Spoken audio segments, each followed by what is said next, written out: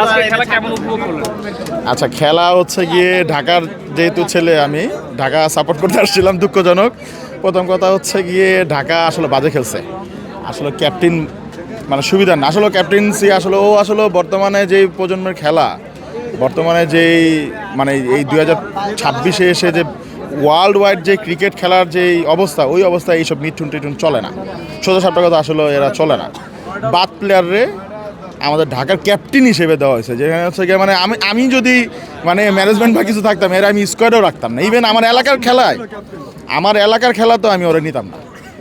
আমার এলাকায়, আমি তো এলাকায় ক্রিকেট খেলি, আমার এলাকায় ওই যে আমার টিমমেটরা আছে এই এলাকার ভাই ব্রাদার, ওই ম্যাচেও আমি ওরা নিতাম না।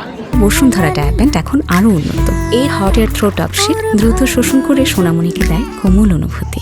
এই জন্য না যে ইগো বা ও বাজে কথা বলছে আমাদের ইয়েদের নিয়ে, বা এই জন্য না, ও খেলা পারে না।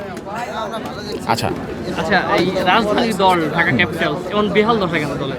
আচ্ছা, দলের এই অবস্থা আসলে আমার কাছে মনে হয় কি যে টিম ম্যানেজমেন্টের সমস্যা আছে। কারণ যখন একটা টিম ম্যানেজমেন্ট খারাপ হয়, খেলার সম্পর্কে আমার মনে হয় বুঝ জ্ঞান কম, তাইলে এরকম ক্যাপ্টেন্সি নির্বাচন করে।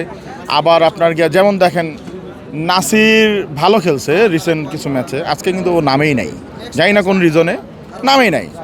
তারপর হচ্ছে গিয়ে নাসির হচ্ছে 3-4 ওভার ও রেগুলার বলার হিসেবে বল করতেছে। তো আমার মনে হয় কি যে 2টা ফরেন নিয়ে খেলছে।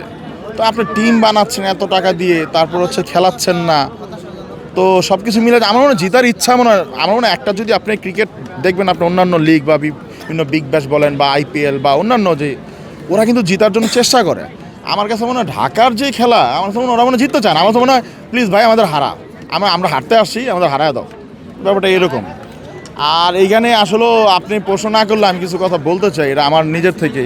আমি ঢাকার ছেলেই, এইখানে প্রায় অনেক ম্যাচে এই জাতীয় স্টেডিয়াম, মিরপুর স্টেডিয়ামে দেখছি বা আগেও দেখছি। এইখানে যে খাবার ব্যবস্থা, পানির ব্যবস্থা ভাই দুঃখজনক, সত্যি মানে ভাষা নাই। আপনার এক গ্লাস পানি আপনার হচ্ছে 10 টাকা, আর একটা বোতল যেটা হচ্ছে 30 টাকা থেকে 35 টাকা গায়ের দাম, সেটা এখানে 100 টাকা রাখে। বিসিবির মানে সম্মতি ছাড়া বা পারমিশন ছাড়া এই 100 টাকা এক বোতল পানির দাম রাখার কোনো ওয়ে ওদের নাই। তার মানে শেষ দিকে সাইফুদ্দিন যেভাবে ঝড় শুরু করেছিল, জয়ের আশা করেছিলেন কিনা? জি, অনেক আশা করেছিলাম। সাইফুদ্দিন খুব ভালো খেলছে, এবং সাইফুদ্দিন যদি আরও বেশি বল খেলতে পারতো, ইনশাল্লাহ আমরা জয় পেতাম। কিন্তু মিঠুন আসলে অনেকটুকু সময় নিছে, এবং সে অনেকটুকু অনেক বল খাইছে। তো এই জন্য আসলে আমরা শেষের দিকে বল তেমন পাই নাই। যদি সাইফুদ্দিন আরও প্রথমে উঠতো, অথবা যদি আরও বেশিক্ষণ মাঠে থাকতে পারতো বা বেশি বল খেলতে পারতো, তো অবশ্যই আমরা জিততাম। মিঠুনকে ক্যাপ্টেন্সি দেওয়ার সিদ্ধান্ত সঠিক ছিল কিনা? না, অবশ্যই না। আপনি যদি খেয়াল করে দেখেন যে মিঠুনের লিডারশিপ কোয়ালিটির মধ্যে ঘাটতি আছে, এবং সে প্রপার বলারদের ইউজ করতে পারে না, কখন কোন বলার মাঠে আনা প্রয়োজন। সো আমার মনে হয় তার ওই সেন্সটা একটু কম। তো মিঠুনের লিডারশিপ কোনোভাবেই আসলে আমাদের পছন্দ না। আচ্ছা, ঢাকার যে দল, রাজধানী দলটির এমন বেহাল দশা হওয়ার কারণ কি?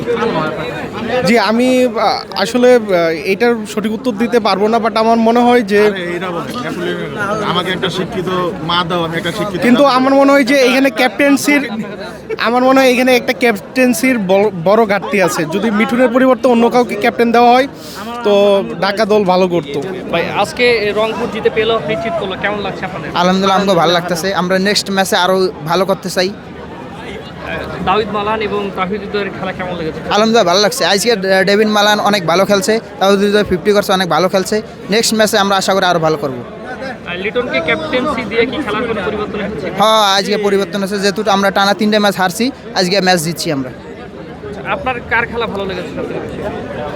জি, আলহামদুলিল্লাহ ভালো লাগছে। তাহিদ ভাইয়ের খেলা, তার খেলা দেখে ভালোই লাগছে, অনেক ভালো লাগছে। আশা করি নেক্সট ম্যাচটা ভাই আরও যদি ভালো খেলতে পারে। বাট লিটন দাস ভাইও ভালো খেলছে। শেষ দিকে সাইফুদ্দিন যেভাবে ঝড় শুরু করেছিল, ভয় পেয়েছিলেন কিনা? হ্যাঁ, ভয় তো এসেছিল। আমরা মনে হয় ম্যাচটা হেরে যাচ্ছি। হ্যাঁ, মনে করেন যে আমরা তো ভয় পেয়ে গেছি যে একেবারে মাত্র প্রথম বলে যেভাবে 6টা মারছে, আমরা কই তো।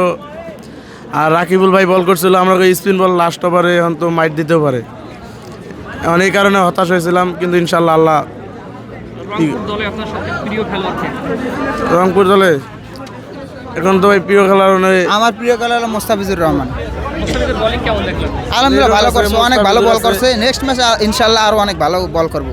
আপনি কোন জায়গা থেকে এসেছেন? কথা দেখেছেন কামরাঙ্গি স্যার রংপুরে সাপোর্ট করছেন কি কারণে? আমরা বিভাগ রংপুর না, এই কারণে। রংপুর বিভাগে হ্যাঁ আজকে কি প্রথম মাঠে বসে খেলা দেখলেন? হ্যাঁ, সব থেকে উপভোগ করেছেন কার খেলা? আগে তো ঢুকতে পারি নাই ভাই টিকিটের কারণে। ঝামেলার পর টিকিটের ঝামেলার কারণে ঢুকতে পারি নাই, পরে ওভার শেষ হওয়ার পর আমরা আমরা ঢুকছি।